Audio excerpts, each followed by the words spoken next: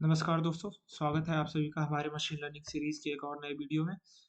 इस वीडियो में हम बात करने वाले हैं एसवीएम के बारे में, जिसे हम सपोर्ट वेक्टर मशीन के रूप में जानते हैं। चलिए शुरू करते हैं कि एसवीएम क्या है, एसवीएम कैसे वर्क करती है और एसवीएम को रन करने के लिए, एसवीएम एल्गोरिदम को रन करने के लिए हमें किन-किन चीज़ों की ज़रूरत पड़ती है।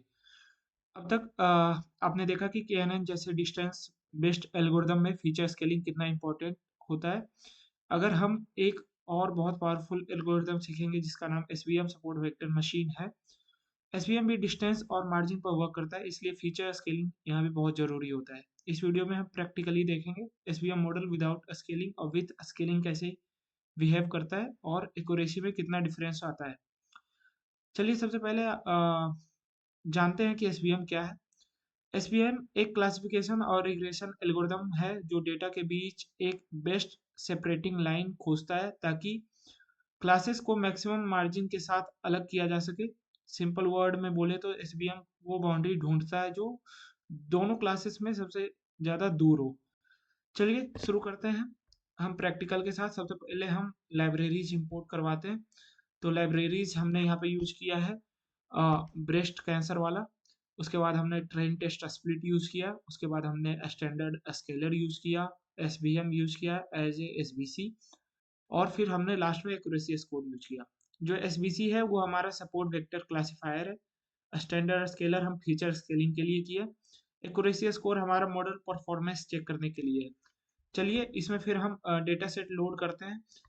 तो यह एक रियल मेडिकल डेटा सेट है जिसमें फीचर्स की रेंज बहुत अलग-अलग है। उसके बाद हम ट्रेन टेस्ट स्प्लिट का करते हैं। तो ट्रेन टेस्ट स्प्लिट में आप देख सकते हैं कि टेस्ट साइज़ हमने 0.2 लिया। इट मीन्स कि हमने 20% डेटा हम टेस्ट साइज़ के लिए लिया है और रिमेनिंग 80% डेटा हमने ट्रेनिंग के लिए लिया है। चलिए उसके बाद हमारा आता है एसवीएम विदाउट स्केलिंग का। तो हमने यहाँ पे एसवीएम विदाउट स्केलिंग रन किया है, जिसमें हमने कर्नल का यूज़ किया है। इसमें हमारी जो एक्यूरेसी निकल के आई वो हमारी 0.9473 समथिंग है। उसके बाद हमने जो यहाँ पे हमने रॉ अनस्केल्ड डेटा पे एसवीएम ट्रेन किया है। एसवीएम डिस्टेंस और मार्जिन पर डिपेंड करता है।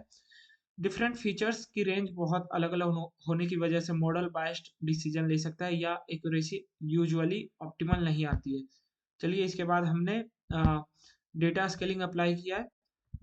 उसके बाद हम SVM with scaled data use किया है, जिसमें हमारी एक्यूरेसी जो है वो 0.9824 समथिंग आई है, जो कि हमारी विदाउट स्केलिंग से ज़्यादा है।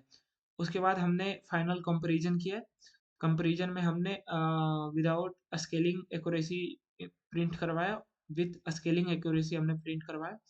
तो यहाँ पे हमेशा विद स्केलिंग एक्यूरेसी हमेशा विदाउट स्केलिंग एक्यूरेसी से ज़्यादा ही होगी।